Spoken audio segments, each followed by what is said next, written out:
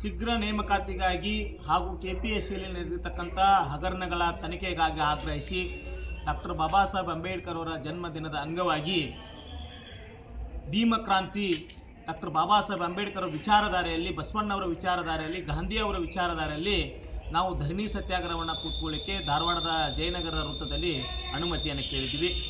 ಸರ್ಕಾರ ಬಂದೋಬಸ್ತಿಯನ್ನು ನಿರಾಕರಣೆ ಮಾಡಿತ್ತು, ಪೊಲೀಸ್ ಇಲಾಖೆ ಬಂದೋಬಸ್ತಿಯನ್ನು ನಿರಾಕರಣೆ ಮಾಡಿತ್ತು.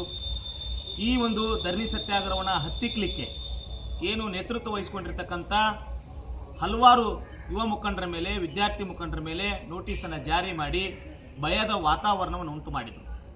ಇವತ್ತು ಬೆಳಗ್ಗೆ ನಾವು ಅಂಬೇಡ್ಕರ್ ಅವರ ಜಯಂತಿಯನ್ನು ಆಚರಣೆ ಮಾಡಲಿಕ್ಕೂ ಸಹಿತ ಸರ್ಕಾರ ನಮಗೆ ವ್ಯವಸ್ಥೆಯನ್ನು ಮಾಡಲಿಲ್ಲ. ಆಮೇಲೆ ನಮ್ಮನ್ನು ಎಲ್ಲರನ್ನ ಬಂಧಿಸಿ ಧಾರವಾಡದ ಪೊಲೀಸ್ ಹೆಡ್ ಕ್ವಾರ್ಟರಲ್ಲಿ ನಮ್ಮನ್ನೆಲ್ಲರನ್ನ ಇಟ್ಟಿದ್ರು. ಬೆಳಗ್ಗೆಯಿಂದ ಇಲ್ಲಿವರೆಗೂ ಸಹಿತ ನಾವು ಧರಣಿ ಸತ್ಯಾಗ್ರಹದಲ್ಲಿ ಕುಂತಿದ್ದೀವಿ.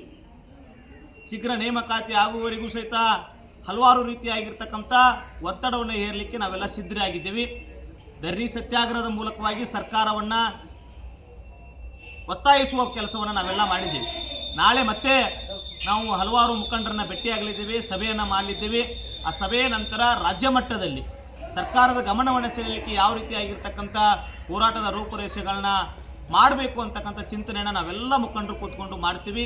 ಇನ್ನೂ ಹಲವಾರು ರೈತ ಮುಖಂಡರು, ಕಾರ್ಮಿಕ ಮುಖಂಡರು, ಕನ್ನಡ ಪರ ಚಳವಳಿಯ ಮುಖಂಡರನ್ನು ಭೇಟಿಯಾಗಲಿದ್ದೇವೆ. ಅವರೆಲ್ಲರ ಒಂದು ಸಲಹೆಯನ್ನು ಸ್ವೀಕಾರ ಮಾಡಿ ರಾಜ್ಯ ಮಟ್ಟದಲ್ಲಿ ಏನು ಮಾಡೋಕ್ಕಾಗತ್ತೆ, ಪೊಲೀಸರು ಈ ರೀತಿಯಾಗಿ ವಿದ್ಯಾರ್ಥಿಗಳಿಗೆ ಭಯಪಡಿಸಿ ಅನಿಸುವಂಥ ಪ್ರಯತ್ನ ಮಾಡಿ ನಾವು ಮುಂದಿನ ದಿನಮಾನದಲ್ಲಿ ಯಾವ ರೀತಿ ಮಾಡಬೇಕು ಅಂತಕ್ಕಂಥ ಒಂದು ಚಿಂತನೆಯನ್ನು ಮಾಡಿ ನಾವು ನೇಮಕಾತಿ ಆಗುವವರೆಗೂ KPSL ಆಗಿರ್ತಕ್ಕಂಥ ಹಗರಣಗಳ ತನಿಖೆಯನ್ನು ಮಾಡುವವರೆಗೂ ಸಹಿತ ಇನ್ನೂ ಹಲವಾರು ವಿಚಾರಗಳನ್ನು ಇಟ್ಕೊಂಡು ಏನು ಚಳವಳಿಯನ್ನು ಮಾಡ್ತಾ ಇದ್ದೀವಿ. ಆ ನಮ್ಮ ಅಂಶಗಳು ಈಡೇರಕ್ಕೆ ಆಗುವವರೆಗೂ ಸಹಿತ ನಮ್ಮ ಚಳವಳಿ ಮುಂದುವರಿತದೆ ಅಂತೇಳಿ ಈ ಮೂಲಕ ಹೇಳ್ತಾ ಇದ್ದೀವಿ.